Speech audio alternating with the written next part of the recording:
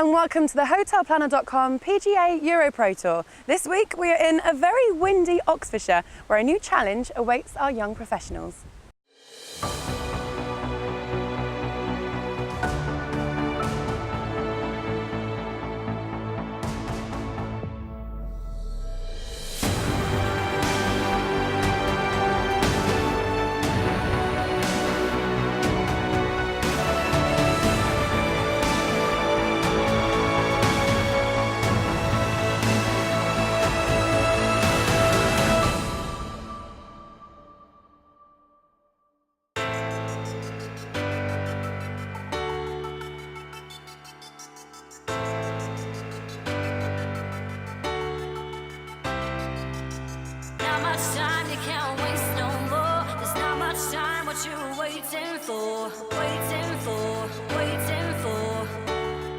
What you waiting for? Not much time, you can't waste no more. There's not much time, what you waiting for?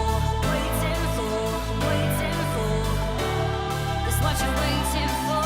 Waiting for, waiting for, waiting for, waiting for, waiting, waiting, waiting, waiting, waiting, waiting, waiting for. Keep holding on.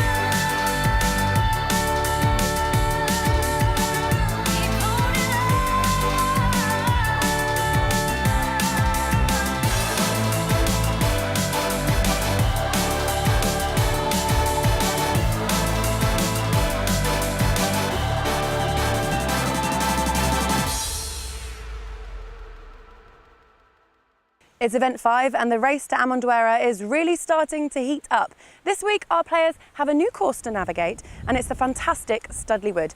Let's take a look at what's coming up in the rest of the show. John gets a surprise. Challenge 1. You will start 2 groups on the PGA EuroPro Tour. There you go. Bob's your uncle, Fanny Durant. I was quite happy with that. Kit talks shaft length. So the theory is, normally, your short irons are shorter and your long irons are longer. It sounds simple, but what would be even simpler is if they were all exactly the same length. Chris Lloyd reacts after his win in Scotland. I'm just taking it tournament by tournament, to be honest. If I continue to play the way I know I can, that order of merit will simply take care of itself. And we cover all the final round action. Moynihan, Robertshaw, Dobson and Lloyd are all first-time winners on the tour, so it's really no surprise that they occupy 4 of the top 5 spots in the order of merit. And let's take a look at it now. The remaining player to make that top 5 complete is Dermot McElroy, who interestingly has only taken part in 2 events and sits in 2nd spot. He finished 2nd in both of those events. And finishing the top 10, it's Robbins, Marsh, Stewart, Laurie and McCarthy. The course presents a stimulating challenge to all levels of player, so our pros are going to have to be on top of their game to produce a winning score around here. Originally designed by Simon Gibbon in 1995, its 18 holes meander through undulating countryside, navigating 14 lakes and with 44 acres of natural woodland at its core. The course has now fully matured and boasts some of the finest greens in the south of England. Let's head over to John now with more on a track that suits the shotmaker. We're here at Studley Wood for the PGA EuroPro Tour this week, and it's a par 73. It's only 6,756 yards long as well to boot, so not the longest golf course, but it's a par 73, like I said. On the closing 9 holes as well to boot, you've got 3 par 5s, all reachable into easily and good eagle chances for the players. But you know what the trick is about this golf course? Apart from it being hard and fast at the moment because we've had some great weather, the greens are really slick, 11 on the stimp, and they're pretty slopey. So the boys coming into the greens are going to be precision when it comes to short game, you know, with the wedges, you know, 9 irons and stuff like that, especially into par 5s. They can get them in 2. They're going to be coming in with long irons, very hard to stop the ball on these greens. So expect some high scores, but also expect some low ones. Thanks, John. Looking forward to seeing a lot more of you and finding out how you get on in your challenge a little bit later on. But before that and the final round, let's catch up with course owner Ken Heathcote. The challenge of getting it ready was the major thing, but now it's running and we're going. It's fantastic. I couldn't be happier. I've been in golf over 30 years now, and this is the best thing I've ever done. It's fantastic. It's great. I've watched the European Tour. I've watched Ryder Cup, but seeing it live and being very close and seeing what they can do, they are brilliant players. A superb course record 64 from James Ruth in the 2nd round. Did you think that was under threat this week? Yes, I did. You know, I didn't want them to sort of rip it apart, and they haven't really. But but no, you know, that score 9 under is just amazing, and we've had some good conditions for them as well, because it was very, very warm and bouncy, and so they got quite a distance. Now the winds come up, it's maybe producing a little bit more of a challenge, so we'll see what they do today. You may have noticed I'm joined now by our resident golfing nerd, Mr. Kit Alexander. You physically can't miss him in this shirt. You do look splendid, Kit. I'd like to talk to you about the conditions of this course, first of all. Tell me how our players are going to deal with it. Well, it's in great nick. There's 5 par 5s, so there's plenty of scoring opportunities. But as you can probably see around us, and your hair blowing a bit there, the wind is going to get up today. So that is going to pose a little bit of a problem for the guys, but there will still be plenty of birdies out there for them to make. And who do you think we should be looking out for? Which players? Well, obviously you've got Chris Lloyd, who won last week at Montrose, tied for the lead on 14 under with James Ruth. He shot a course record in the second round. So it could well develop into kind of a match play situation between those guys if they separate themselves early. But don't count out someone making a run through the field. As we've said, there's plenty of birdies out there. And someone like Darren Lloyd starting at 8 under, he has the power to get to all of the par 5s in 2, and with some short clubs as well. If he gets it rolling, he could make a real charge. Kit, it's always interesting to catch up with you. Go and stop more traffic in your lovely shirt. We caught up with some of our players heading into the final round. Here's what they had to say. Just going to go and play my own game again. I think try and make as many birdies as I can. It's pretty windy. I mean, the scoring might not be as good as it has been the last few days, but yeah, we'll see. Well, the wind's up a bit today, so it's a bit tougher. I mean, I've just got to go out there today, shoot a good one, and because I am a few behind, and see what happens really. An incredible course record, 64 in the second round, to catapult you into a tie for the lead. What was the key to that excellent score? Last 8 holes really. Played pretty good first 6 holes, was a couple under, and then made a couple of silly mistakes, took 4 from the edge at 9, and then yeah, got quite windy, and then I was 7 under for the last 8 from nowhere really. It's going to be a long day, plenty of patience needed, and yeah, we'll see what happens. Well, with the weather this windy, it should make for a rather interesting finish. And to take you through that conclusion, I'll leave you in the capable hands of our commentary team, Johnny Morgan, Gary Alice, but first, Phil Yates. As always, Laura, thanks very much indeed. Yes, I'm looking forward to this one. Par 73 has been asserted. 5 par 5s. That means we could see a lot of fluidity on this leaderboard before the end of play, before the trophy is awarded. Chris Lloyd and James Ruth looking good with a 3-shot lead, but that is easily surmountable by the chasing pack. Now here's Nick Watson on the first hole. You see the firmness of the greens, but plenty of spin applied. He would make a birdie there and a par on the second. Now the third hole is a lovely little dog leg. Water in front of the green, 351 yards. A conservative tee shot from Steve Robbins, but an attacking second. Birdie, par, birdie for him to start. He's 9 under. Now this is Mark Young. A birdie put on the second. That makes you feel good, especially considering that he bogeyed the opening hole. It's not been a good start to the season for Luke Cornford, but here, form is being found. Par, par, and a birdie there on the third. Cornford goes to 9 under. As for the leading duo, Ruth and Lloyd, well, I can tell you they both parred the first hole. So a 4-shot advantage, but now over 6 players. John and Gary, this is going to be a very interesting day. It certainly is. The breeze is up, and a challenging golf course, but if these players can cope with the bouncy conditions, we could see some interesting moves on the leaderboard, John. Oh, without doubt, Gary. And this is one move he didn't want to make. This is Hoyt left, but he's got away with it. If you are going to get away with it, it's on that hole. Now Hayden in a spot of bother right off the tee at the second. This is his third. He's obviously found a little bit of trouble I haven't seen. And this wind is so gusty. Hard to judge shots coming in, and this one just feeding off the back of the green. And he'll be chipping it from there. Tough greens with them are so firm, and lots of slopes and everything, so it's going to be a challenge to control the distance of your shots so that you're not having too long a first putt. Yeah, I think this is a trick of this golf course, the greens. I mean, 11 on the stimp, windy conditions. They would have obviously slowed them up. 11 on the stimp with windy conditions. I mean, it'd be pretty much unplayable, Gary. Yeah, I think that's something that, you know, when you're setting the course, you've got to be very mindful of. If the wind this strong, if they were at 11, the ball would be moving under its own weight. It sure would, Gary. Now, Ruth finding trouble off the tee, in the hazard, taking a drop. This is third. Down the breeze, off the right. Well, he's just as well pitching at the front, letting it release up the green, and that's going to set up a nice chance to save his par. Now, Michael Bullen. Perfect tee shot, found the fairway, so spin can be imparted. Oh, dear me. Didn't seem a bad strike, more a misjudgment. Half a yard more, and that was unbelievable. Michael Bullen is from the Worthing Golf Club, turned professional 3 years ago. Hobbies pool and snooker, a man I like. I'm sure you do, Phil. Here he is with Kit.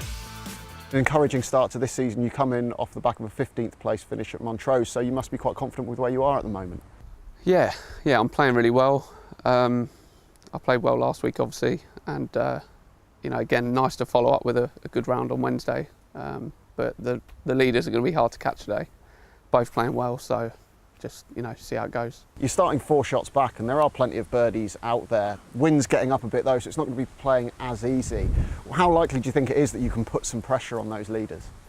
Yeah, definitely. Like I said, 5 par 5s. I think get off to a good start is important. Try and put some pressure on early and see what happens. Now here's a phrase that no professional golfer wants to hear. McCullum is chipping for par. But beautifully redeemed, that par. Relatively straightforward chip there up the green, not much break on it, but still it had to be done, and it certainly was done with some style. It was indeed, with some authority as well. Now, finding the water, this is 4th, drop back in line. Now this is a delicate one, just needs to clear the water. These greens really baked out after a couple of hot days in the sun. And look at that, running on and on. So difficult, downwind, hard green. Everything that could have gone wrong there has just done for that, yeah. Michael. Golfer's worst nightmare, Gary. Now, Chris Lloyd on the left at this second. Chips and runs. Is he going to follow Hayden? No. Good chip nonetheless. And here we are in slow-mo, Gary. Yeah, lovely firm wrists. Just a nice little descending blow. Got a good contact with the face. Didn't get one of those where the sole bounces the club up into the golf ball. Good shot. First time I saw Chris Lloyd was in the Junior Ryder Cup at Glen Eagles in 2010. Acquitted himself well against a team that included Justin Thomas and Jordan Spieth. Wow, that's some serious players. This man down the hill, right to left, got the pace right, just didn't get the line. Yeah, and that's going to be a hurtful double bogey when he knocks that one in. Yeah, as we go back to James Ruth, his 4th shot putting down, having been in trouble earlier on. Can he salvage a par? Running well. A bit firm, wasn't it? Just slid past. Yeah, maybe a little gust of wind there, just took that extra foot there, Gary. This boy can strike it, though young. Maybe he's thriving in these windy conditions, ball striking it through the wind. This one looks to be going right to left quite rapidly, and off the back of the green it goes. Oh no, it's going to be a tough up and down from there. But he is coming back into a little bit of a breeze, I feel. It was a birdie fest the first 2 days, no doubt about that. Now though, a very different mindset. Birdies are invaluable. Yeah, it's chalk and cheese today, Phil. It really is. This is a totally different beast altogether. It's one of those things that's really difficult when the greens are fast, trying to actually judge the break and the wind, isn't it, John? Well, yeah, I mean, you've got to take the rough with the smooth. You're not always going to get it right. You're going to try your best. And some days it is your day and you just read them right, the touch is right, the wind is right for you. We're going to see Young open the face on this one. Look at this, it's going to be a big swing. Flops underneath it, gets it on there, a little bit of spin, releases. Oh, go on. Oh, and he's gone and hold it. What a 2. That's incredible. That is unbelievable. Go on, sink in. Yeah, there we go. Scorecard will say 2. Somebody will think he knocked it within a couple of feet, and there it was. Hold an amazing pitch from below the green. As Tommy Cooper would say, just like that. And just like that, we have an outright leader because James Ruth bogeyed the second hole, and so consequently, Chris Lloyd is out in front on his own. 1 clear, 3 in front of Hayden McCullen, who's now alone in third. The question at Studley Wood, can Chris Lloyd go back to back?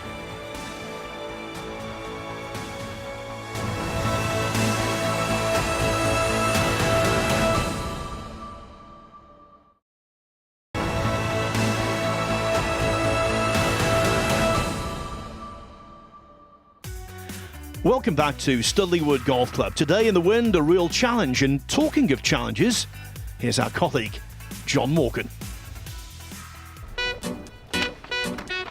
What have you done? Right, this is the start of the Challenge John series. Okay, Challenge 1. You will start 2 groups on the PGA EuroPro Tour. This should be done in a calm and professional manner. Do you accept? Well, I think I do, yes. Hello. Obviously, local rules, pin positions. You got your pin positions? Keep on your toes at all times, fast as you can. That's the spirit, soldiers. Here we are. It's a lovely day, isn't it? I mean, come on. There's no one in front of them. Might as well whack away now, innit? If you're ready. I knew I'd get some flat behind me. Might as well try it on. On the tee, representing the Kendallshire Group 28, Chris Lloyd. Go on, my son.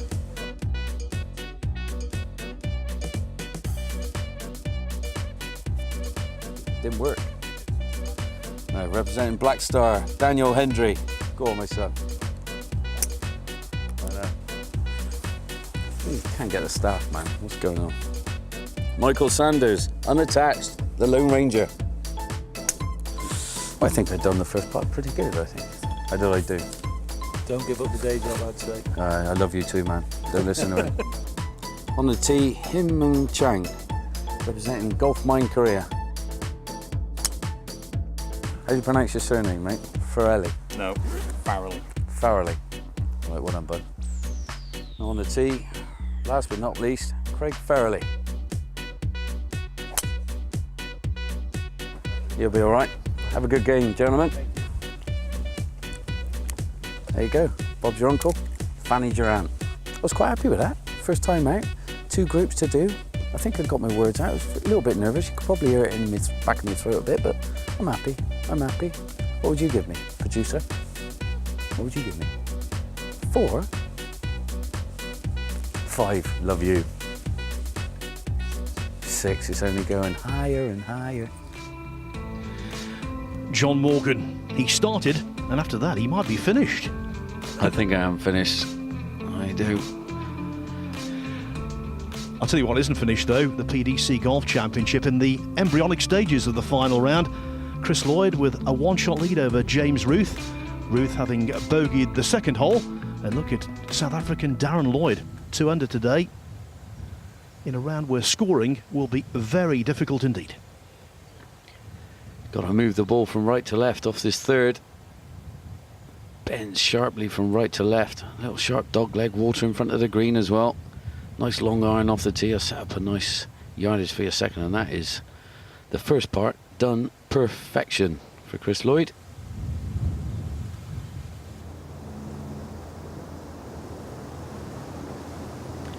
So now a look at Caldwell's birdie putt. Across the green, up and over the slope. And in she goes. She does go, Gary. And this man, I mean, John, I love his aggressive play. He's been on this tour for quite a few years now. Is he going to break through? Well, Chris Lloyd set up, as you said, John, the perfect tee shot, because you don't want to get too close to this green. You've got to be able to play a full shot to get a bit of spin downwind with the pin right in the front, and he's done that to perfection. Yeah, and this is one his coach, Mike Bessel's been saying he's been improving massively his wedge play, working on his wedge play. Now Robbins. Birdie's on 1 in 3, but I'm afraid a double bogey on the 6th. That's his first drop shots on the front 9 all week. Looking for a bounce back. Yeah, and he could do it right there. Now, James Ruth, this is his 4th shot. Yes, he's certainly having a fairly tortuous time over these opening holes today. Well, he got a lot of spin from very short distance. It's quality of strike, but yeah, that one now for a bogey. Slick putt down the hill. Now Robbins, can he make this birdie, this bounce back?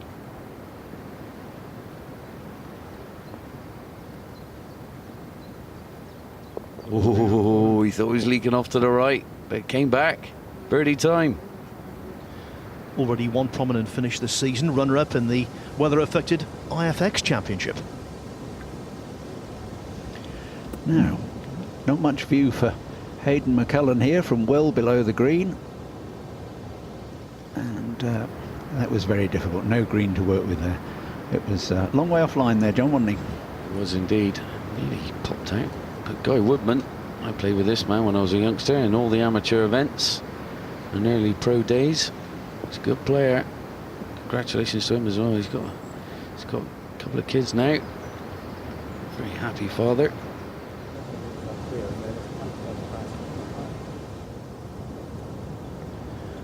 McCullen looking to limit the damage. Chipped in for a par a little earlier in the round. Lightning doesn't strike twice, but nevertheless, nicely done. There's not a lot of wrist hinge in that chipping style, Gary. No, it's very old school, John. Very firm wrist, weight on the left foot, and just from the shoulders, and a very sound result. Yeah, we don't see many shots like that now. Normally you're seeing the lob wedge out and it flips up in the air and lands softly. A former winner on the EuroPro Tour. It was at Prince's, the 2015 HotelPlanner.com Championship. He's talking to Kit. It's a scoreable course. It's a bit trickier today with the wind, but there's a few tee shots which you got to hit in the right position, and then if you do that, then you can make a good score. The greens are a little bit slopey, so it's not the easiest, and there could be a few tough pins out there today. Well, I think he's hit the nail on the head. There definitely is tough pin positions. And James Ruth for bogey. Down the slope, we know this breaks from right to left. We've seen it earlier. Oh, up and out. And of course there's a thought in the back of his mind. What a difference a day can make in golf. The 64 yesterday, struggling today.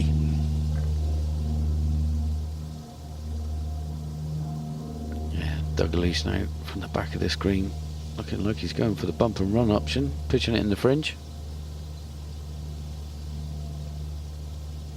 It's a very difficult shot there to make any sort of choice.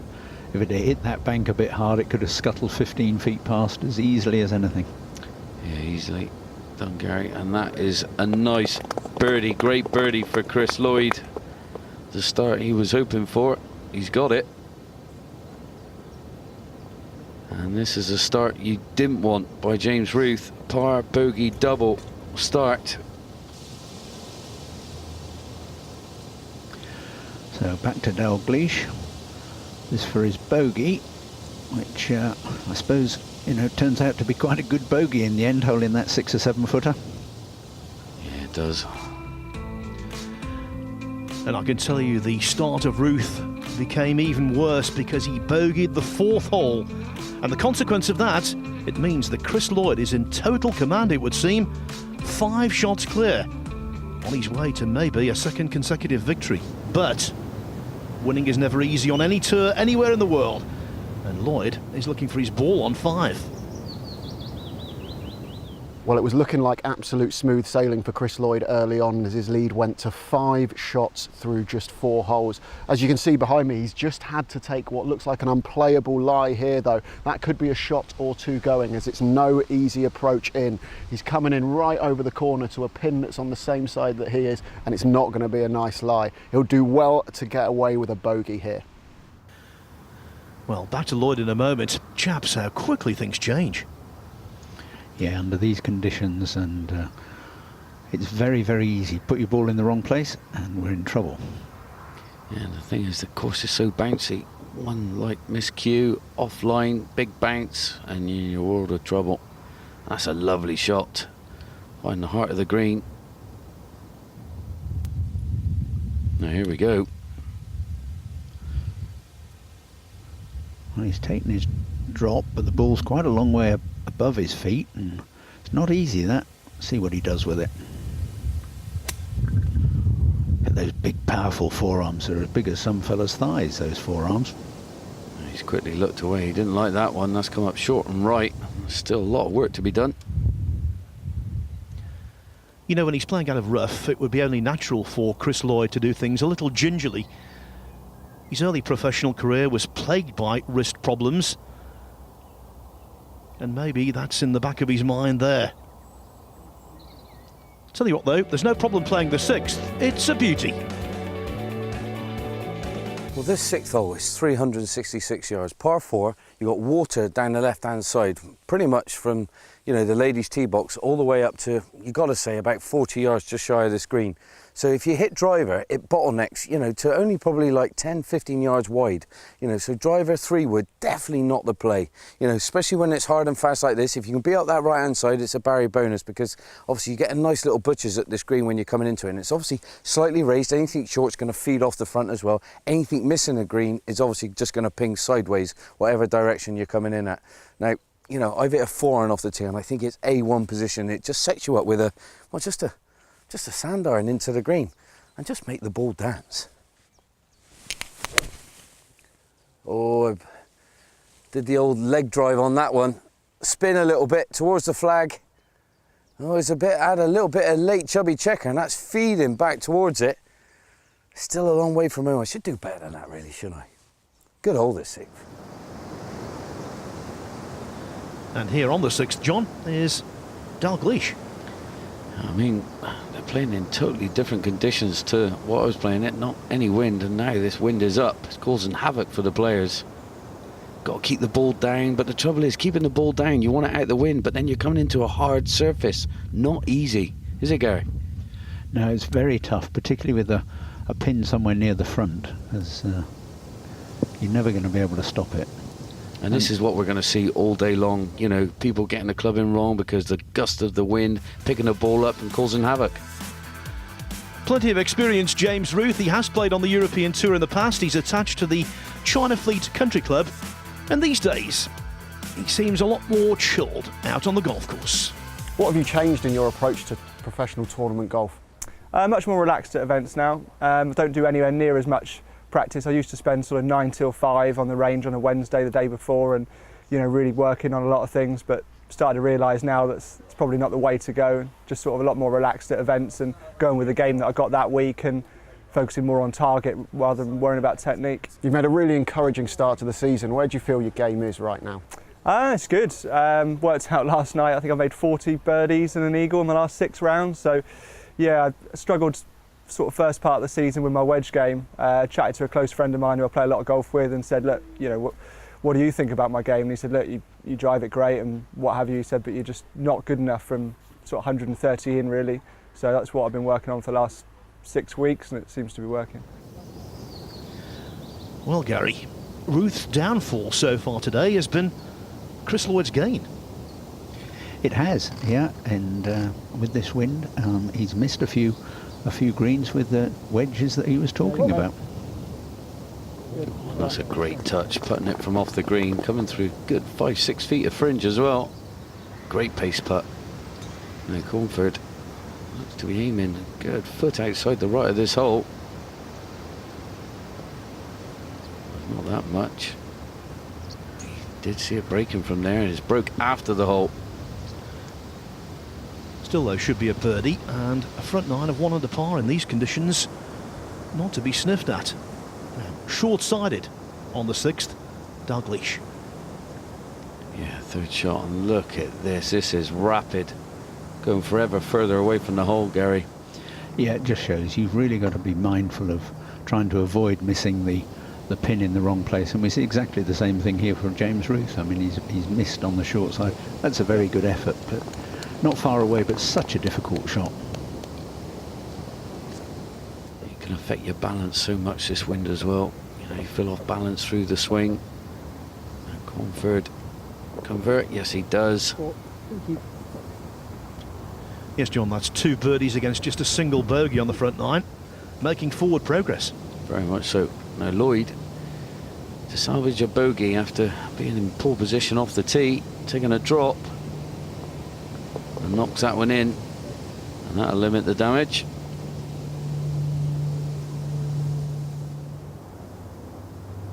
Dalglish.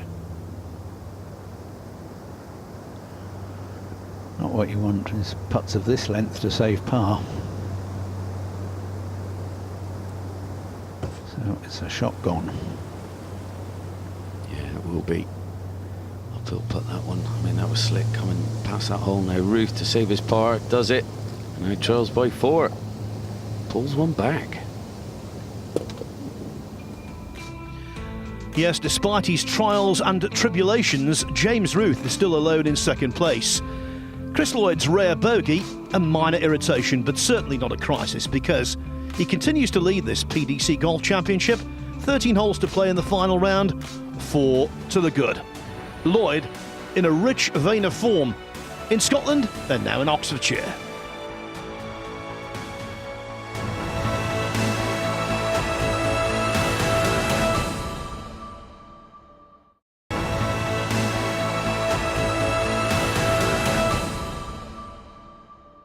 Welcome back to the PDC Golf Championship. The wind has picked up, as you can see, and it's causing our players a few problems. So let's check in with our commentary team and see what they make of the conditions.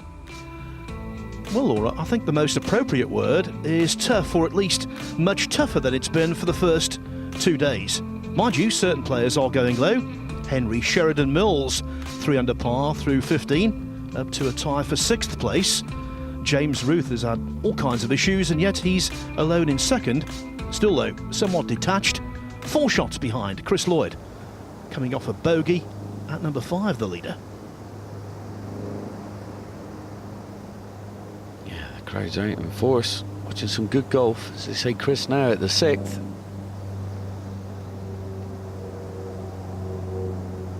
Lovely controlled swing. Hands and arms just pushing the ball forward over the top of the pin. Quite nicely done. Tough pin position that on the right hand side, really hidden behind that front right tree. Now James, we haven't seen a lot of this man this year. Here he is at the 11th, the par 3.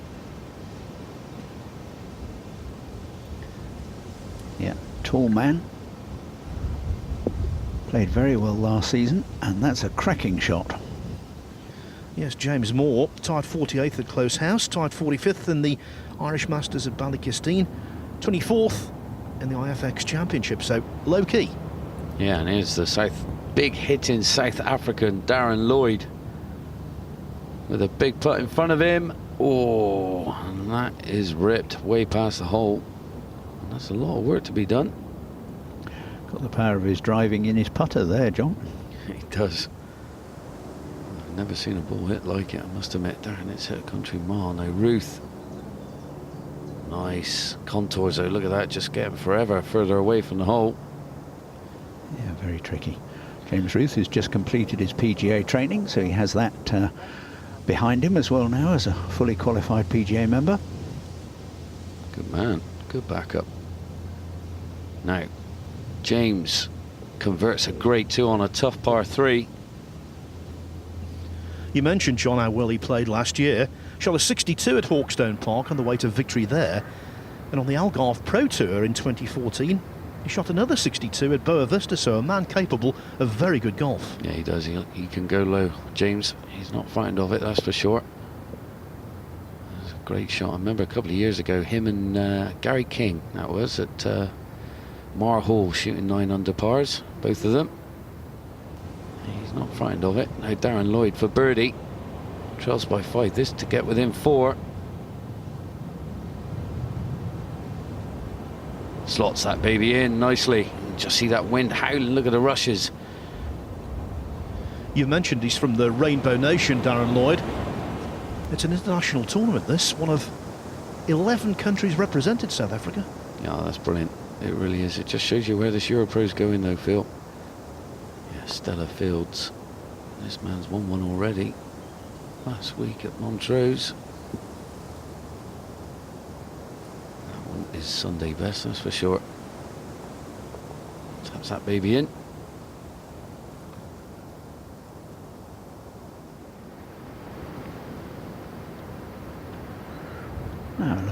Daniel Gavins, back playing on the EuroPro Tour, and another one of these little tricky little chip shots through the fringe, and well judged, just a foot to tap in to tidy up there. Here's the final group: McCullum, Ruth and Lloyd. Lloyd tapping in for bogey unfortunately, but Ruth for par. Oh, front door job. Yes, fighting pars on 5 and 6, getting up and down on both holes.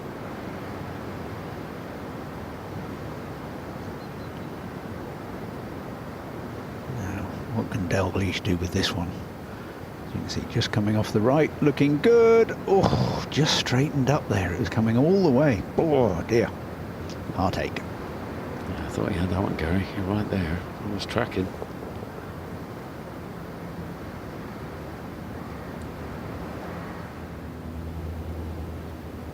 Gavins.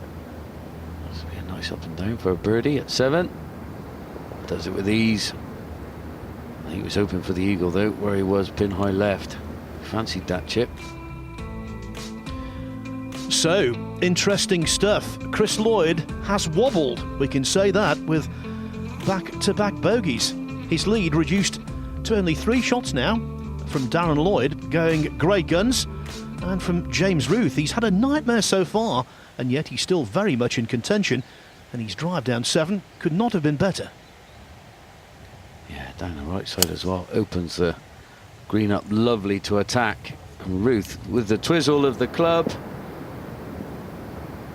Oh, fighting its way back, and he's in the same position we've just seen Daniel Gavins.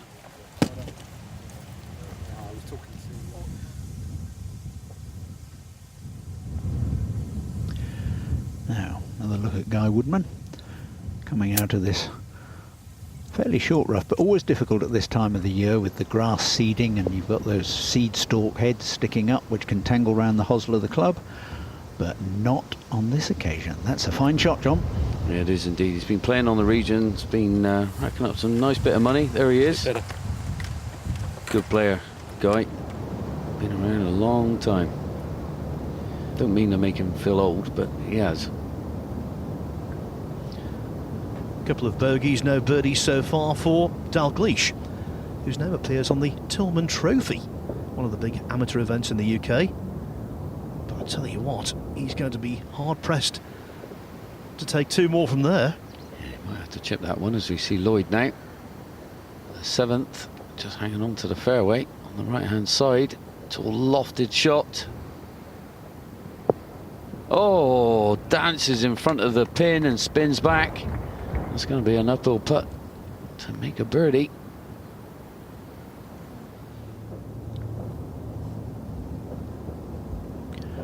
So back to the par 3/8. Bullen's tee shot, launching it up into the air and dropping it right by the pin. Beautiful shot. Now here we go. Ruth.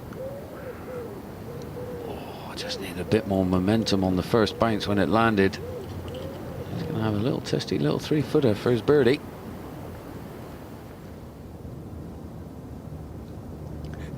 Yeah, this really is a very difficult off one, taking the 3-wood to putt it through the fringe, and doing pretty well, John. I don't see really what the difference was there. I mean, if you were on the fringe, yeah, I can see yourself using the 3-wood or the hybrid to get it going through, but putting it, you know, with a wood from on the green, different. Yeah, certainly was a different thought as we launched. Chris Lloyd with not a very good putt. That was a horrid little yank to the left. Yes, and that's a shock to the system, because over the last couple of weeks his scores have been incredible. In winning in Montrose 66, 65, 67. Here so far 65, 67. So all of those, or pretty much all of them, have been going in. Not that. No, he's been on a crest of a wave, that's for sure. Now Dalglish for an entertaining par. This is at the 8th. Oh, just misses the left, unfortunate, my friend. Got to say, I'm not sure that it's great that you can be on the green and then can't actually get at the pin, though, John. Well, how many times have we seen that over the years, though, Gary? I mean, people opt to chip it, do whatever, really, to take the fringe out of play. As we see Guy coming up the hill. Oh, race that one past. Bit of work to be done, Guy. Yeah, talking about chipping off greens. I mean, I got to say, I got to confess, St Andrews, if you're watching, yeah, St Andrews Boys Trophy it was. I remember one of the big double greens out of position, had to chip it and took a divot. Oh, what a sin. Not a value sin, but a sin. Sacrilege, John. Yeah, it was. Oh, that's a surprise. I didn't see him missing that one. And that really hurts when you're a bit on the back foot. He's hit 2 cracking shots to the edge of the green and then taken 3 from 20 feet. Yeah, that's the worst feeling. That bullet. This is for a great 2. A difficult hole with this wind, and he slots that baby in nicely. And that put a spring back in his step. It's the shortest hole on the course, this, but it's playing over par average score on the week. 70 bogeys there. It's just a tough baby. It really is. The par 3s here are the ones you've got to be careful of, especially with these greens the way they are. It's not easy, and the wind's blowing violently. This guy just tapped that one in, and look at that beautiful butterfly. So Ruth's short birdie miss on the 7th meant he remains 3 behind. And here he has made his way to this tricky short 8th hole. It's as though he's trying to work the ball in a little bit from left to right. Just clings on to the left. Good clubbing, pin high. Now, I mentioned about Dalgleish being on the Tillman Trophy. Also engraved on that piece of silverware, the likes of Ross Fisher, Peter Baker, and a certain Ernie Els. My goodness gracious me. He's in good company. And that's just held onto the green from a difficult angle. Now, back at the 8th, Chris Lloyd, you can see all those divots there right in front of him. They're coming in with very lofty clubs. The wind's down off the left. The pin is just on the back tier of this green. Coming over water, quite a narrow target. And this one, dancing and spinning. Just right at the flag. That might be just what he wanted. Just seeing that bounce no more than a foot from the hole.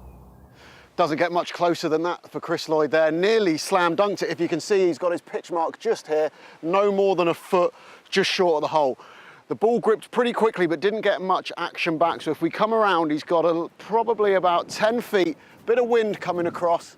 Let's look down. What have we got? So I reckon that's going to be about a cup from the right. It's a very makeable birdie chance. And very makeable birdie chance for Gavins on 9. It is indeed very gettable. Just a tee shot. It's a very narrow target though for your second, and he's judged the pace perfectly. Just a line, a little bit too left, and a bit too left is what he would like. A bit of work to be done for Daniel. So, trundling one across the green here. About 20 feet for James Ruth. Oh, they're very subtle, aren't they, with this wind, and looks so good just a foot or so away. Yeah, the greens are a credit to Studley Wood. They are in fine condition. Pleasure to pot them. The boys are loving them. What you see is what you get. And that one, look at that, just trundling on by a little bit. That's how slick they are.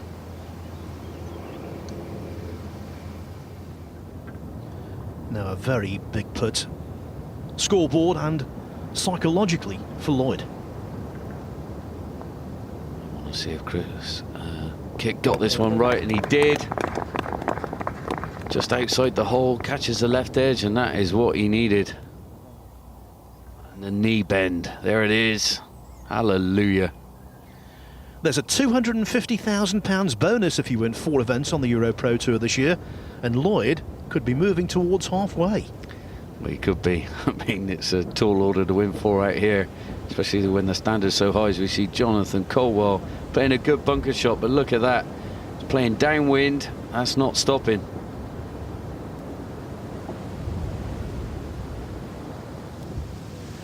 Just that slightly bemused look on his face there. I enjoyed that. I think he thought that was definitely half the distance. So we see Gavin's now. Yeah, good birdie there, Daniel. Well, the line was simple there, just put between his two playing partners' markers. Easy peasy lemon squeezy, Phil. It's always nice when you've got little things to help you focus your line on. It is, that definitely does help. You know, just miss the marker or whatever, and Ken Colwell just knock this in. He certainly can. Well done. That went in rapid there.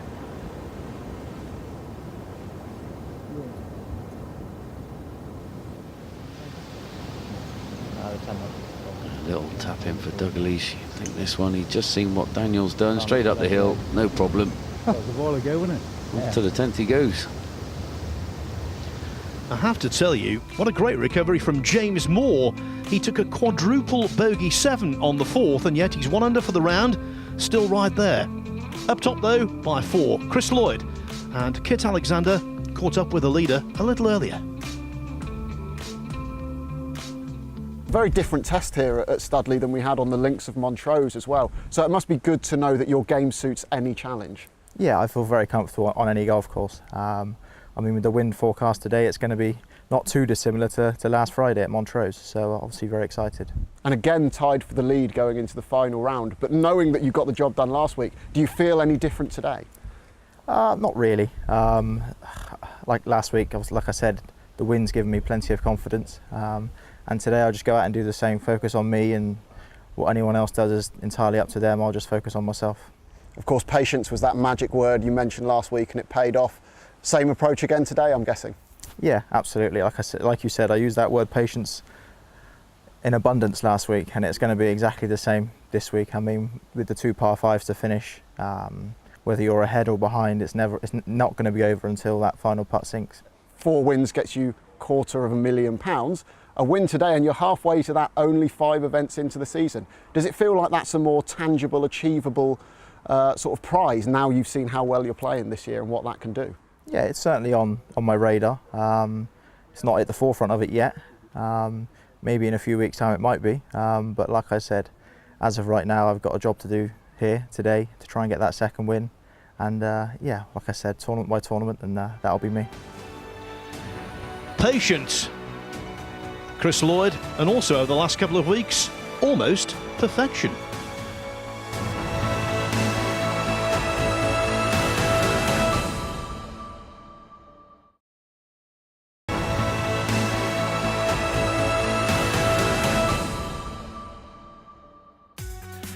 Welcome back to Studley Wood in the county of Oxfordshire in southern England for the PDC Golf Championship. Things heating up right here. The latest situation, Chris Lloyd seemingly in control, 4 clear of James Ruth and James Moore, who continues his remarkable recovery from early troubles, 2 under for the round, in a tie for 2nd place. Now, one of the big tests of the back 9 is the 12th hole, and here to tell us all about it is John. We've come out to the back 9, the 12th hole, beautiful par 4. I mean, it's only 357 yards long, and it's a slight dogleg from right to left, but you know, you think to yourself, because obviously the weather's been absolutely baking hot and the ball's been running a country mile, you think, driver might actually get me close to the green.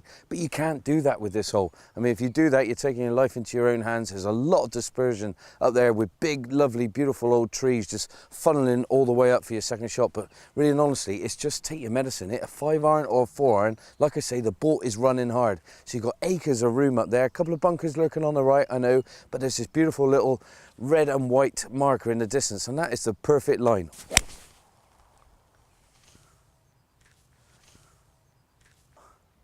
That'll do me. Well, I tell you what, it's not about this shot, it's about the shot into the green. Well, you can just see my 4-iron is actually come up in the perfect spot. I mean, probably 2-3 foot further right, probably would have just been able to miss this tree that's lurking on the left-hand side. So I got the old 52 out. I think it's going to be enough. I got in the region of 120 yards. I'm going to have to give it some, but I think I'll generate a bit of spin with this. Don't want to be short because it'll feed back off the green.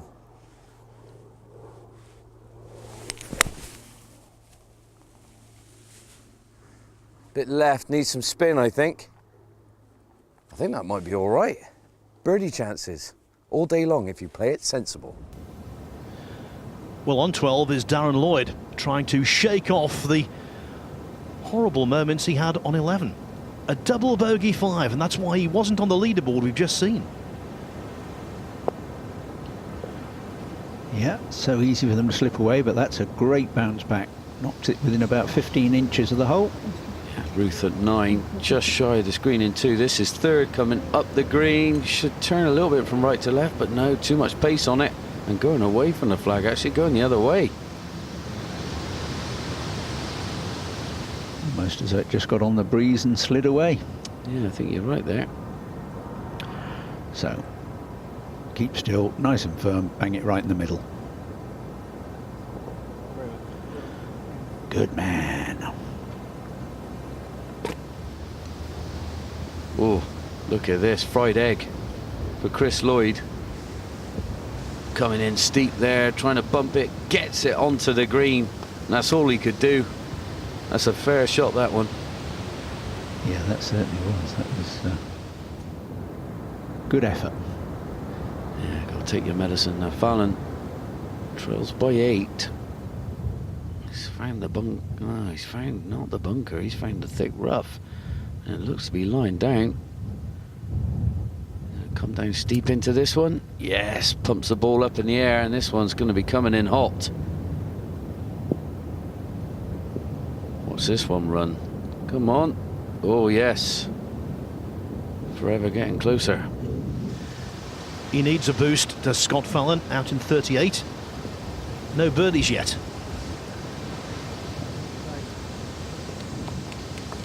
Yeah, pin eye right for Hayden. Good solid chipping.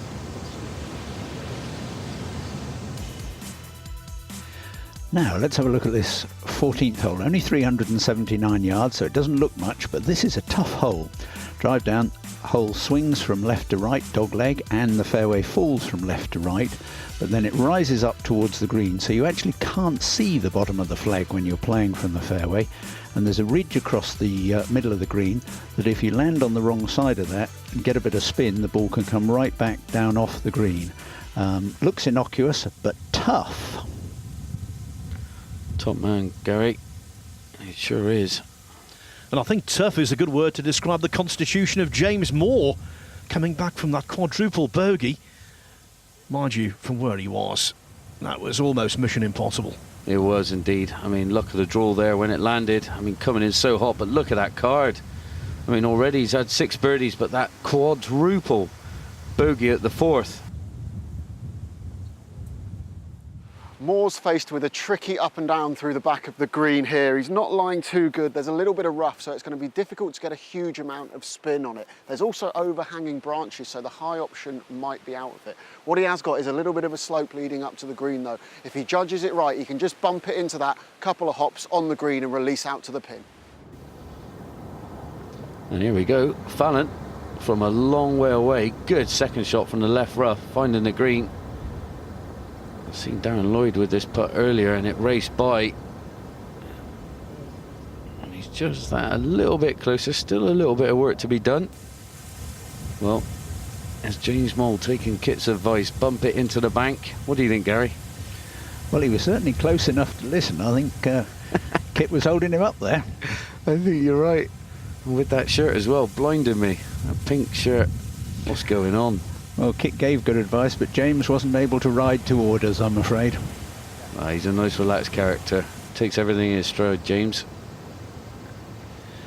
A birdie and an eagle on this 9th hole so far this week for Chris Lloyd. But at best, this is going to be a par. Wow. That was the opposite of a lag.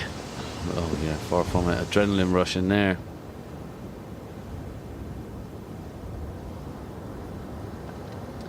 So Fallon now, this for his birdie. Nicely done, picks one up. Yeah, good player, Fallon. We've seen him over the last couple of years. Now Ruth, get back on the birdie trail. Here at 9 for birdie. Yes, in she goes. And of course, cranking up the pressure on Lloyd's par putt. It is indeed. Now more, this would be some par.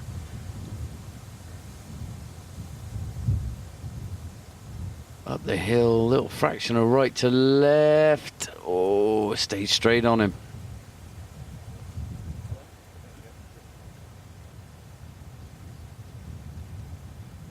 Yeah, very approachable, this lad, James. Was up for a little chat, a little bit of banter, always smiling. Not so much smiling there, I know. Bit gutted. Oh, look at those trees. Lovely shades of green, but bouncing around all over the place. Oh, I can see him holding that one off there. Short follow through, trying to get the low ball flight. And he's done that part of it very well. Finding the green. Finding the green was an achievement, really. Now, uphill putt for Chris to save his par. Leads by 3. And stays 3 ahead. Can't help but think all those birdies he's made this week, Gary, that could be the most important putt of the lot. Yeah, it certainly could. He's battling away well, keeping very cool and calm. It's good to see. Be interesting to see how this ends out.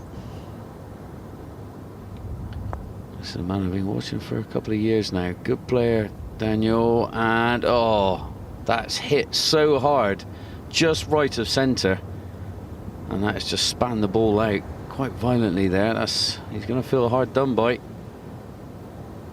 I've seen him out on the European Tour last year at a few events, getting some good experience. He's come back here, find his way back to the top.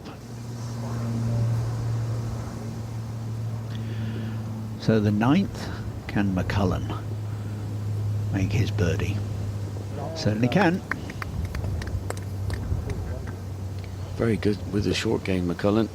Been impressed with his chipping today.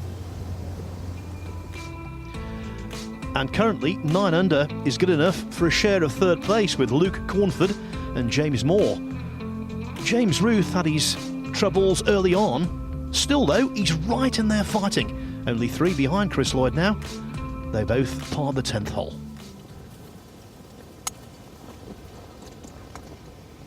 And the 11th, par 3. Walter lurking short and right.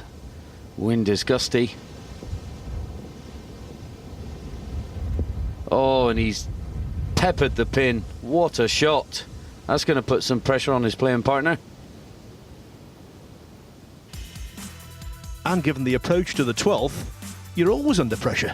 Oh, you are. I mean, what an approach shot this is. Thread it through the trees. The pin today back right over this beautiful hidden. And you're just going to see it now coming into play. A sleepered bunker wrapping around the right side of this green, front to the right side. And I tell you what, it's an inviting shot, but a hard shot as well to boot because this wind is howling. And Doug Leash in A1 position here off the tee. Oh, that's awesome. Great shot. That is a great shot. Got to be ever so careful with those sleepered bunkers. If you get one a bit thin, ball comes back at you a bit sharpish, John. It sure does. Now Lloydie, what has he got in response to his playing partner Ruth? This one fading in. Oh, might be waterbound. Seen the camera just pointing in that direction, and just see it here come out of it a little bit too early. Didn't stay with it. What do you think, Gaz? Maybe. I think he was pretty good, but I think he was just trying to sort of hold one and just feather it in there, and just didn't quite give it enough muscle. Yeah, might have just got the clubbing wrong. As you see, Doug Leash tapping that one in for, well, a great 3, great birdie there at 12. This could be a massive moment in this final round. Ruth has knocked his tee shot in very close. He's looking good for birdie. Lloyd has gone into the water. There's massive potential for a 2-shot swing here. That would get Ruth within 1 of Lloyd, and it would be all to play for on this exciting closing stretch here. Don't want to worry Chris Lloyd, but there have been more double bogeys on this hole this week than any other. Yeah, it's just people being too cute with their shot. And like I say, that water just looking very close to the greens. We see Moore now behind the tree. Can't really see him, but he's got to go over it. And here it comes.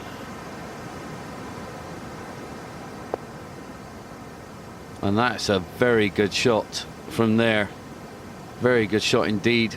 Might just feed off the green, but yeah, that was a tough cookie. And Chris. Ooh. Yeah, and this is very awkward. He's gone back a little way to get himself a fuller shot to try and get a bit of spin and control the ball. And sensible, just playing into the middle of the green. Do you think he misclubbed that one off the tee? Gary? No, I don't think he did. I think he was actually trying to just sort of feather one. I think he just had the club and just got the calculation a bit wrong. Whoa! As we see that lovely putt there, it was unlucky for James Moore. We've seen one or two that have really zipped into the hole and spun out like that, haven't we, John? Yeah, I mean, we've seen Daniel Gavins just do that, just hitting right of centre, but coming in with too much pace, and like you say, Gary, just spinning out violently. Now this would be some bogey. My goodness. Up the hill, Chris. This is Gloucester against Devon at the moment. Oh, what a bogey. If ever you wondered, can there be such a good thing as a bogey? There, it was a good bogey. Oh, phenomenal bogey. Now this is huge. Oof, that's a horrid little shove. But it just shows the pressure that you're under. Your playing partner has just holed for an amazing bogey. You're left with a couple of feet down the hill, and the pressure gets to you and you give a nasty little nudge like that, and there's only a one-shot difference. Yeah, we've all done it, Gary. It happens. It's like a bit of a match play scenario, isn't it? Darren Lloyd, here we go. He knows from personal experience just how treacherous this 11th hole can be. Well, this is feeling double the length of the first one, I guarantee it. After that miss, yes, he slots that one in. He's shaking his head on the way to the 12th tee now. Yeah, there it is. Discuss with himself now for bogey.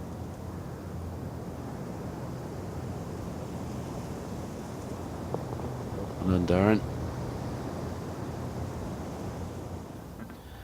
So 8 under par at the moment. That's good enough for a tie for 7th place. It's tightening up at the top though. James Ruth might well have been on level terms with Chris Lloyd. As it is, as he threads the eye of a needle on 12, Lloyd is 2 ahead. And Chris having to take it over the trees. Got to get it up quick. Good camera follow there. Zips it back. Look at that. Yeah, really fine shot. Excellent.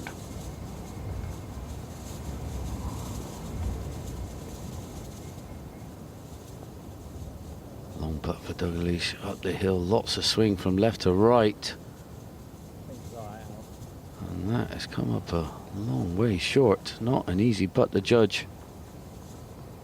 Looks a bit bemused.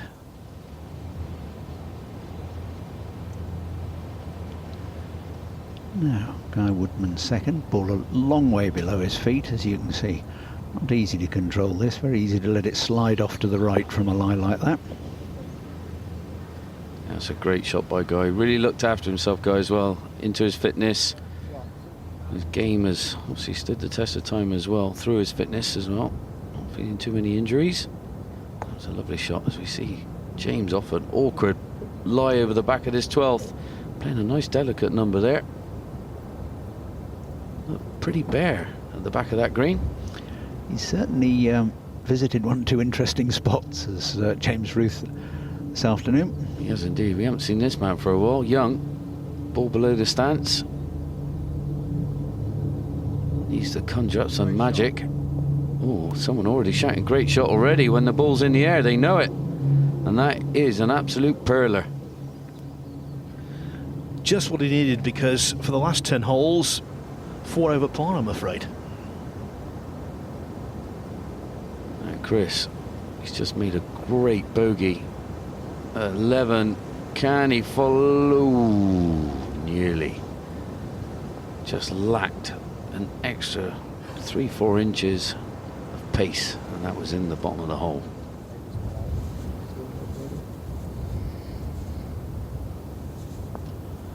Dalgley still in there battling.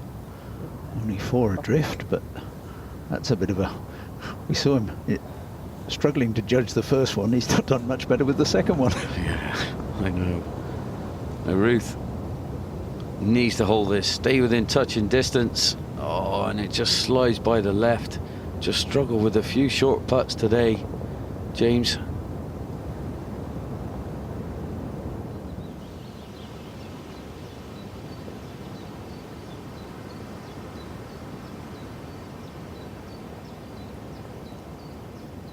Yeah, straight up the hill for Guy, and that's converted for a birdie.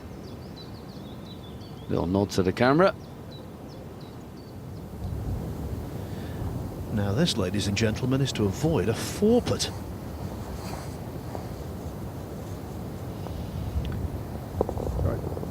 Well, that nasty number was avoided. But, a somewhat disgruntled Mr. Dalglish leaves the green. Young, can he convert what was a great second shot? He can indeed.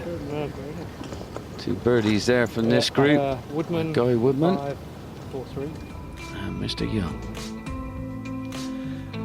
Ashton Turner, 69 today. That's 4 under the card here at Studley Wood. Out in front though still, 6 holes to play, Chris Lloyd, and by a healthy 3-shot margin over James Ruth. Is he going to double up after last week's victory in Montrose? The pressure's on at Studley Wood.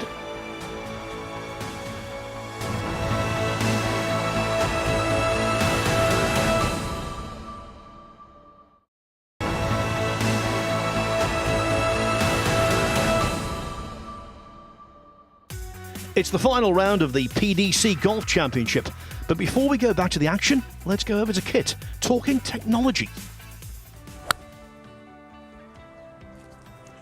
So you may be hearing a lot about single length irons these days and wondering, well, what is that and what's it going to do for me? So the theory is, normally your short irons are shorter and your long irons are longer. It sounds simple, but what would be even simpler is if they were all exactly the same length. I've got a pitching wedge here. Let me just dive down and grab my 5-iron, which is my longest in my set. You pop those down together and you can see they are exactly the same length. Now that's a 7-iron length, and the theory is devastatingly simple. If all your irons are the same length, you can swing them in the same way, set up in the same way, less variables to take into account on the golf course, and that should make us better and more consistent golfers. So when it comes to the setup, it's just like your 7-iron. Pop the ball in the center of the stance, take your normal setup, and then swing it like a 7-iron. Added benefits are in the shorter irons. That little bit of extra length in the shaft gives you a bit more height on the flight, and we could all benefit from that extra bit of stopping power on the greens. In the longer irons, that shorter shaft gives you that extra control. How often do you hit your 7-iron out of the middle of the face, and how rarely do you hit your 5-iron out of the middle of the face? Well, if you're swinging a 5-iron head on a 7-iron shaft, you're going to hit it a lot more consistently, and that's certainly what I found. It's not going to be for everyone, but if you're a middle handicap golfer who struggles to hit your irons consistently, especially as they get longer, definitely give it a go. You might be surprised how many more greens you hit. Well, that was well put together there, Kit, and I must admit, with that shirt, who needs, well, you know, I don't need to take a glow stick to a discotheque, I'll just take you. Well, the long and the short of it at the PDC Golf Championship is that James Moore, with a birdie on 17, is now into a share of second place with James Ruth. Chris Lloyd, though, still looking good. 3 clear, 6 to play. And Gary, the leader, has arrived on the 13th. Yes, this 13th, 414 yards, relatively straightforward hole. Need a driver off the tee here, just got to avoid that bunker that's about 300 yards. But again, fairly wide, sloping slightly away from you. It's all about choosing the right club to find this hourglass figure of 8 green. A little bit depends where the pin is today. Can you get it on there? Have a birdie possibility. Yeah, I think so, Gary. And Chris in a spot of bother here. From the right hand side. Gonna muscle this one out, gripping way down the shaft. Oh, and I'll tell you what, that was a little shank, I think. I tell you what, he's hurt his wrist. And we mentioned before, didn't we, John, that his career has been plagued by wrist problems, so let's just hope it was a jar that goes away quickly.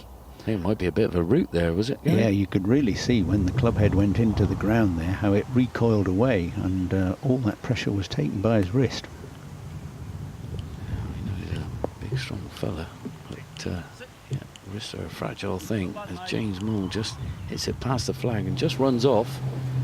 Now take two. This is third now. Chris from the right rough. Coming up over the tree. You can see the wind howling there, the trees. And that one's got slowed down. And that is out of position off the tee, has caused him now there to be there for three. And he's still having trouble with that wrist. Now, if Moore can pop this one in, it would be a very useful clubhouse target.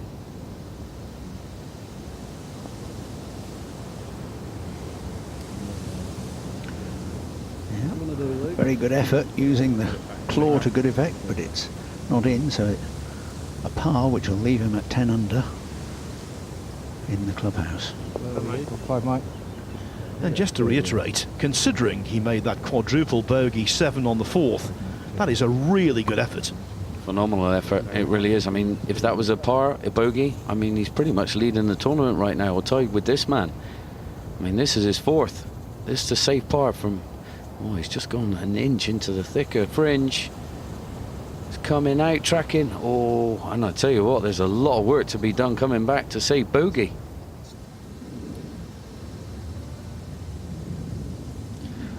I think this might be an understatement, but not the best of lies for Steve Robbins on 18. Yeah, it looked a tough lie. Not much green to work with, but that's a great golf shot. Really well controlled out of that. It was indeed. Trick of those ones though, Gary, you need the ball way back in your stance, really chop down on it, get less grass between ball and club. Correct, John. And this has been the story of the day for James Ruth. Unfortunately, the short put's just not going his way, not falling in for him today. And once you start missing a few, it's easy to miss a few more. Now, having missed 3 cuts to start the season, this is very much a step in the right direction for Luke Cornford, looking to finish off with a birdie. Not bad from there. No, not bad at all. Using the fringe now on the green to their advantage. Now Lloydie. So keep it inside the hole. Yes, inside and at the bottom of the cup. Rueful head shake. Tough. Yeah, tough to take on the chin, that one. Just keep nice and calm. Now. Oh, yeah, straight in the heart of the hole. Played some lovely golf, Luke. Going for a pretty solid day at the office, if you ask me, in these blustery conditions. Just the 2 blips on the card and 3 birdies. Shooting a 1 under 72. Now, John, this 15th, daunting. Oh, it is. And on the card, you know, for the members, this is Stroke Index 1. I can tell you why. It's a big, sharp dogleg from right to left. The fairway slopes from left to right as well.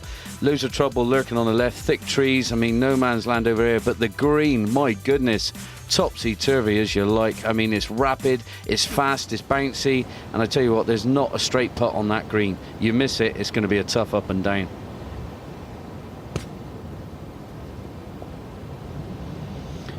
Dalglish staring it down. Has he judged it correctly? He certainly has. Got it running up the green very nicely. As good a spot as I think he could have hoped for. Yeah, you couldn't go and place that in a better spot.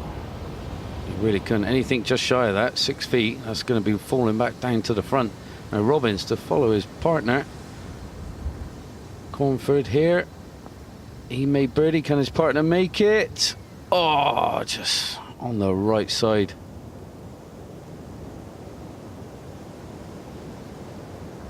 Chris Lloyd, there's his coach and mentor, Mike Bessel, coming up over the slope.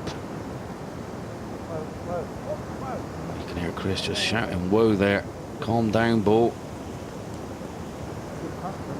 He hasn't coming up another examination of his nerve and his technique as Steve Robbins tidies up on 18. Yeah, it'd be good he missed that one, but there, that double and that bogey. 4 birdies, still shooting 1 under par, just like his playing partner Cornford. 9 under par though. Nice day at the office in these blustery conditions.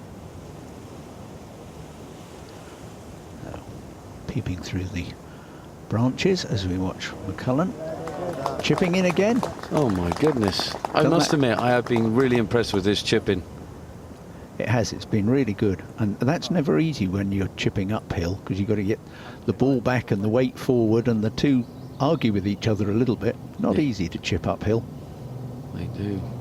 Now, Doug Leash probably finding them one of the straightest putts on this green, and that is why he's gone and hold it. And that's a great birdie on a really tough par 4. Not the longest either, but really quirky and difficult. Now is Lloyd up to the task. This for par, remember?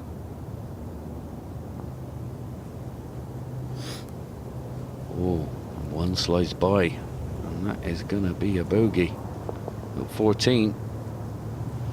I mean, you were talking about this green having that big ledge in the middle of the green, and he's had to do that the first putt, and he just rammed it past, Gary. Yeah, tough.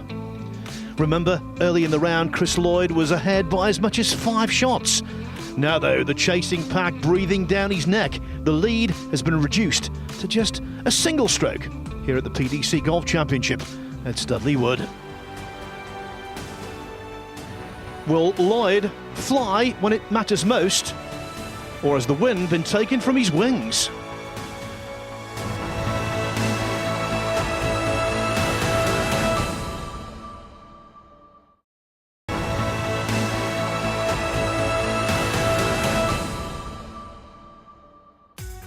We're getting down to the nitty-gritty of the PDC Golf Championship at Studley Wood. Chris Lloyd, I can tell you, has parred the 16th hole, so remains 1 in front of James Moore in the clubhouse. As for James Ruth, he bogeyed 16. Now here's John to tell us about the closing 2 holes here, both par 5s. He'll show us how it's done. We're here at 17, 504 yards, par 5, good chance to bounce back from the 16th if you've had a shot, because that's a difficult hole. Now you come to here, you've got thick bunda on the left-hand side, real dispersed, big trees as well lurking, crash bang wallet, you could get an awkward lie. Soft dog leg from right to left, but it's only a driver and a long iron. Just got to really peep the point in the far distance and just hit it down the eye of a needle. Here we go. Oh, ripperoo. Now that is down the eye of a needle. Well, after the perfect drive, you set yourself up. Honestly, you've got to be thinking to yourself, eagle time all day long. Nice low ball flight needed. I tell you what, that is gun. That's got to go though. That wind has got it. Go ball, fly like an eagle. My goodness. Boo. Well, you can see I've just come up a club and a half short of this pin. You know, that wind really deceived me and caught me out perfectly. But now just about 2-3 foot off the green. Could putt it, but I'm choosing to do the old bump and run, old school 7-iron. I'll tell you what, a bit more pace needed. Oh, it's coming back from right to left. Well, he's bang on line, but I still got a bit of work to do. Off to 18 we go. Oh, bunkers, bunkers. It's like a magnet. Oh, dodge them, please. Well, I got away with that one. Just flirted with the bunkers, big kick to the left, found the fairway, and this is what I got left. I mean, good old 230 yards, 240 yards into the breeze, lake left, lake right. Now, I got to cut this one.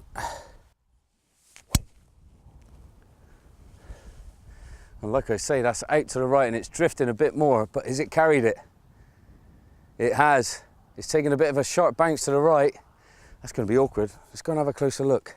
Ooh. There we go, guys. I've leaped mine off to the right, but say you need to get an up and down to win this baby.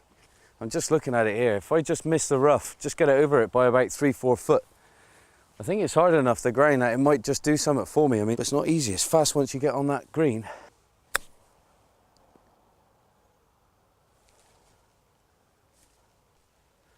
We'll take that. We will take that. All day long we'll take that. You come up on here, salute the crowd, say thank you very much. There you go, birdie time, winner takes it all. Happy days.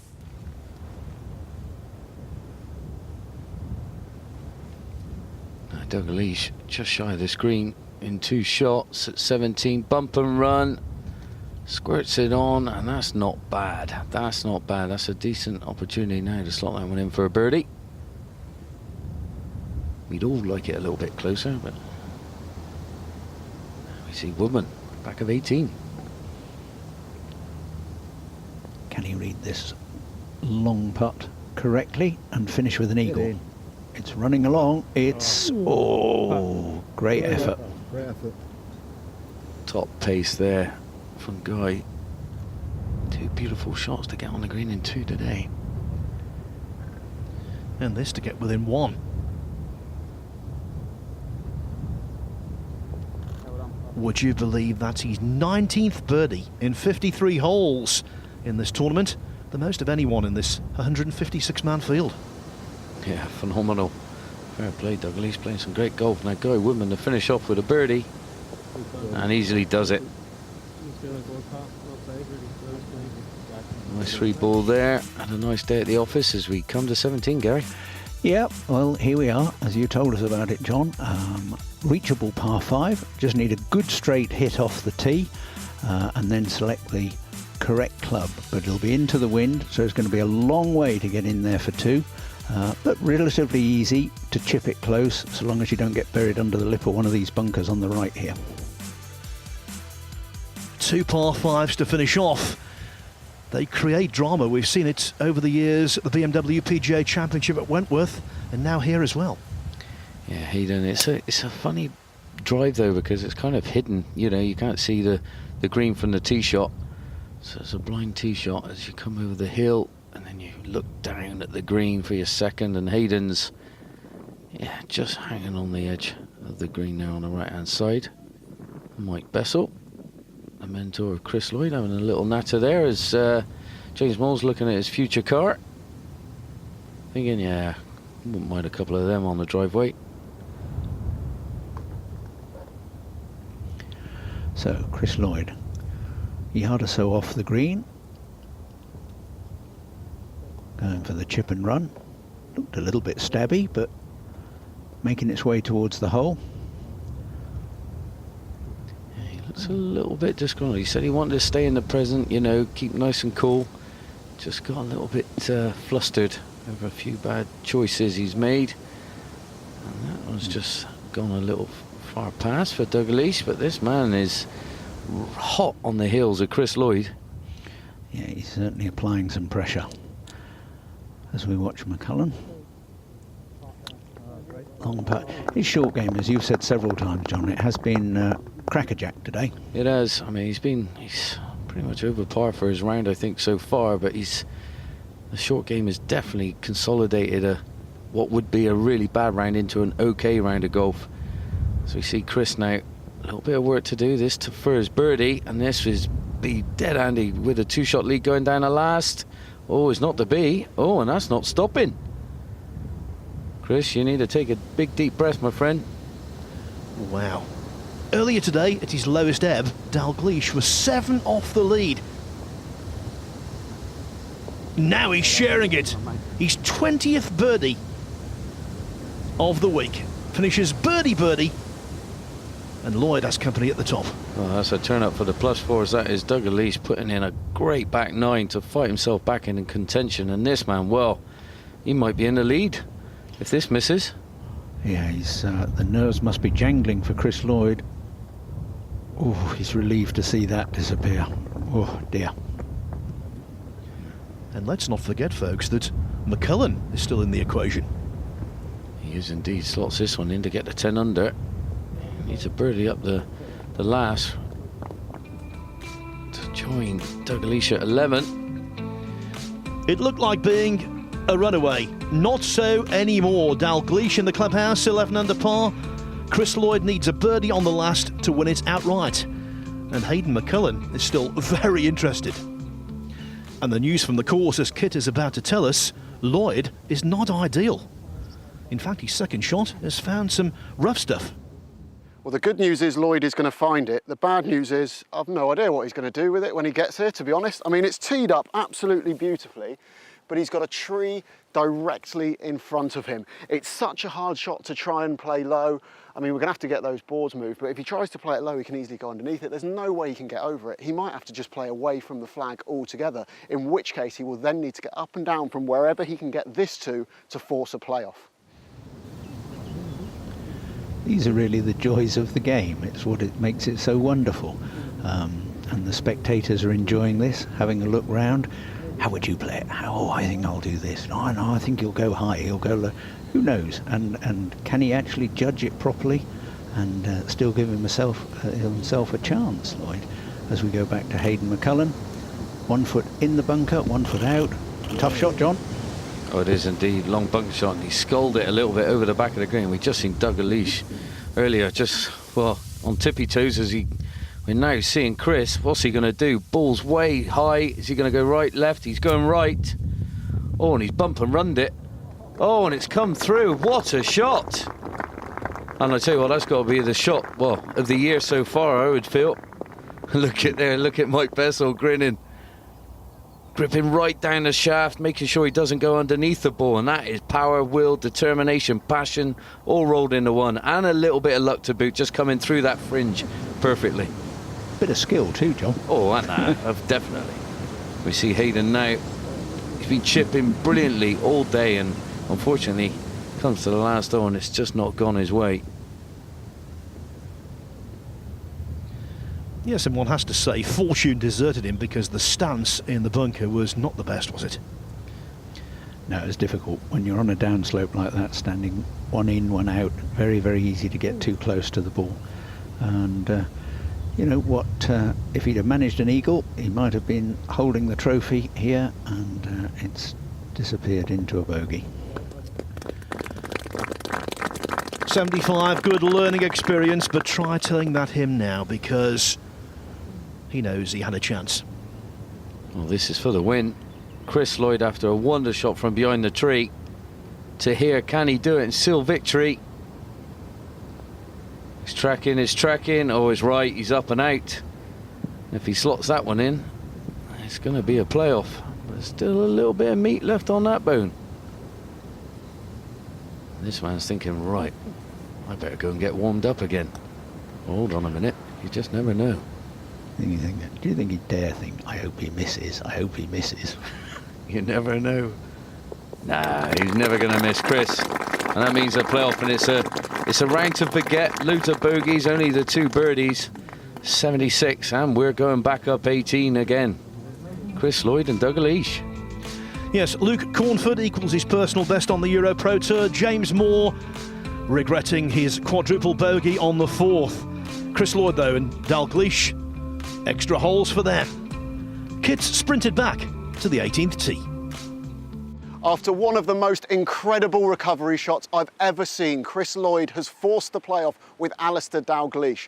Both guys finished on 11 under par, but they got there in very different ways. Dalglish birdied the 18th in regulation. Meanwhile, Lloyd had to make a stunning recovery to force it after a tough day at the office. We're back to the 18th tee, and what a fantastic hole it is for a playoff. We've seen eagles on this 532-yard par 5, but it's playing a lot tougher in the wind today. We're sure for dramatics. Dalglish is going to be feeling good after that birdie. Lloyd's got to recover. He's got a second chance after a poor final round. Who's going to come out on top when it really matters? Well, thanks, Kit. Stay off the caffeine, mate. Anyway, here we come. 18, the final hole, the playoff hole for these 2 players, Alistair and Chris. They're going to be hitting their drives roughly round about this zone right now, the 300-yard mark with the raised tee box. In the second, do they, don't they?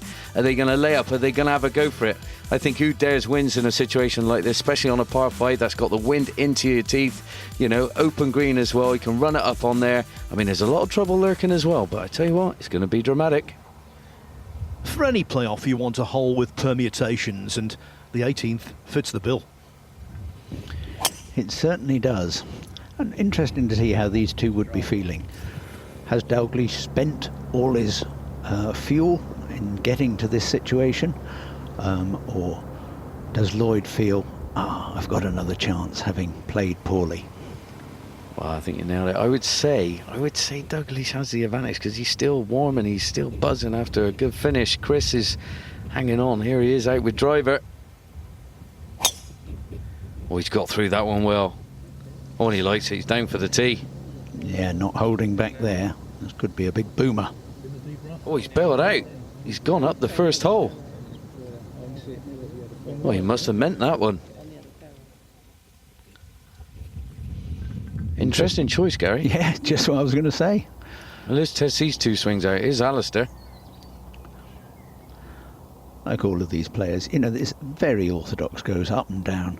And the thing that is really prevalent in the modern game is the width that they get through the ball. Yeah. Both of these players. When Chris, we see the extension through now, you're really stretching it forward, and you can see where that ball's going. And that's aiming right at the bunkers that are lurking down there. Very surprised, but Alistair, well, he's in prime spot.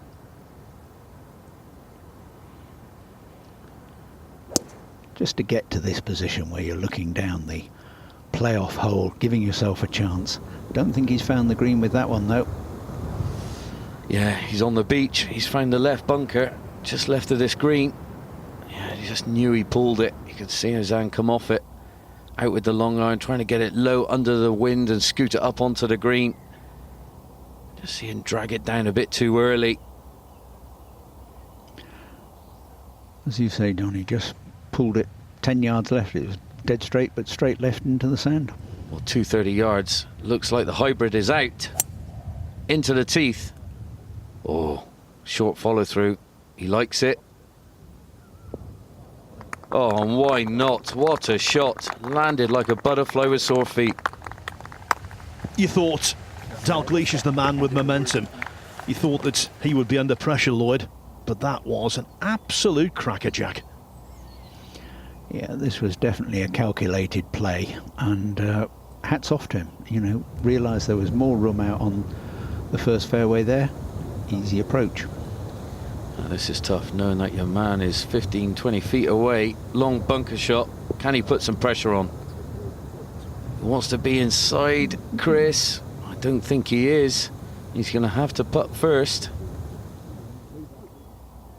It's a bit too much sand, but that was a long bunker shot. Good 40, 45 yards to go.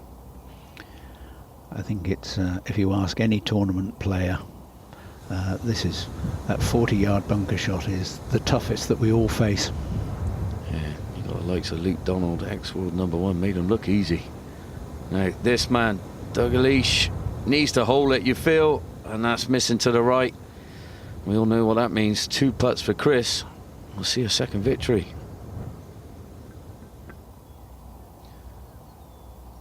He's given it so much, you can't help but feel Dalgleish might have come up short.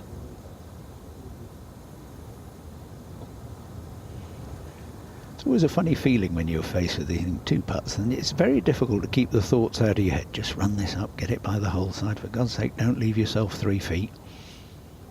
Yeah, they always said the old thing was inside a dustbin lid, and that is Chris tapping in for the win against Dalgleish. Fair play. In the space of 2 weeks, he's been magic in Montrose and now successful at Studley Wood. Unbelievable, back-to-back wins. And there.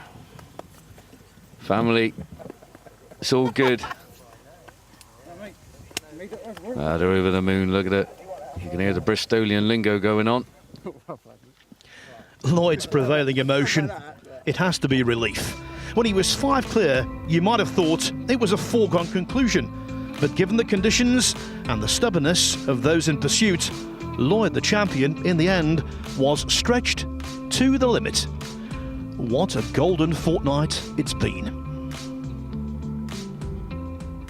Chris, you've just won the PDC Golf Championship in a playoff. How are you feeling? Relieved. I feel like I've probably aged about 20 years after today. It was hard work, but yeah, obviously delighted. It looked like hard going out there. What wasn't quite happening for you?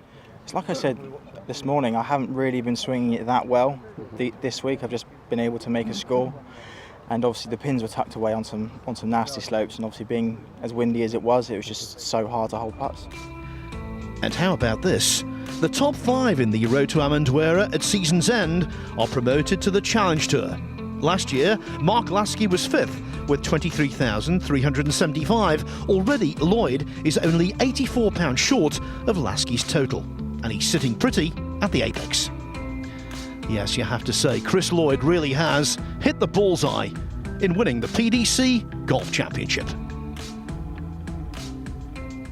So Kit, it started off very much as a two-horse race, but it didn't quite pan out that way, did it? No, the elements certainly played their part. The wind got up and it made it very tough. It really brought the field together and it turned into a real grind out there. It did. And congratulations to Chris Lloyd, because that's 2 on the bounce now. Do you think he can go on and win 4 overall? It's never been done before. Absolutely, I think he's got a chance. He's been showing real class this season, won in a very different way this week than he did at Montrose. We've only had 5 events and he's won 2, so with 10 left, he's got every chance of winning 4 and getting that £250,000 bonus. Yeah, and what incentive that would be. Now make sure you join us next week, because the EuroPro Tour moves to Camberwell Park. We'll see you then.